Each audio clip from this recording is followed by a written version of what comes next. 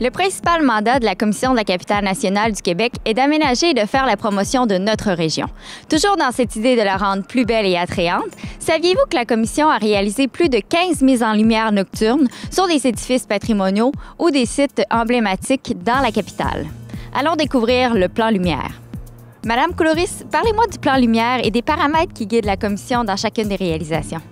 Oui, le plan lumière a été initié par la Commission de la capitale nationale du Québec en 1998 avec comme objectif d'utiliser la lumière comme un outil de mise en valeur du patrimoine bâti et des sites emblématiques de Québec. Et comme Québec est une capitale nordique, les mises en lumière contribuent à rendre la ville encore plus agréable pendant nos longs mois d'hiver où la noirceur est plus présente. Dans le cadre du plan lumière, plus de 63 édifices et sites remarquables ont été identifiés. Et depuis, plusieurs projets ont été réalisés, dont notamment le Château Frontenac et le Cap-Diamant, l'Hôtel du Parlement, l'édifice Price, la cour du Vieux Séminaire, la chute Montmorency, pour ne nommer que ceux-là, et également au niveau du patrimoine religieux. Plusieurs églises ont également été mises en lumière, dont notamment l'église Saint-Michel de Sillery, ainsi que l'église Saint-Félix de Cap-Rouge, l'église Saint-Charles-Borromée dans le Trait-Carré, et aussi l'église de Notre-Dame des Victoires que nous avons mise en lumière dans le cadre du 400e anniversaire de la Ville de Québec. Également, dans nos dernières réalisations, nous avons inauguré la mise en lumière du Grand Théâtre le 18 septembre dernier.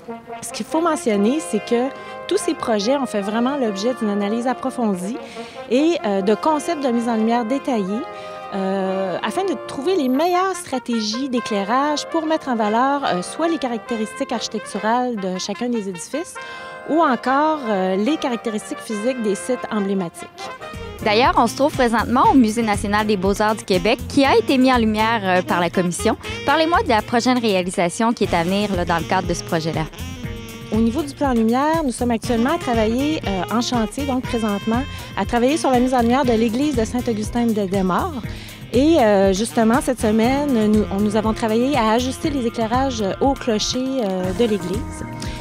Parallèlement, on poursuit le développement du plan lumière à travers différentes études et également en préparant différents concepts de mise en lumière là, pour les futurs projets à venir. Je vous remercie et bravo pour cette belle initiative. Merci à vous. C'est donc en grande partie grâce à la Commission que nous pouvons admirer la capitale sous différentes facettes, que ce soit de nuit comme de jour. Je vous invite à découvrir les 17 mises en lumière nocturnes qui ont été réalisées par la Commission de la capitale nationale du Québec. Pour en savoir plus sur le plan lumière ou pour découvrir les emplacements concernés, visitez le ccnq.org.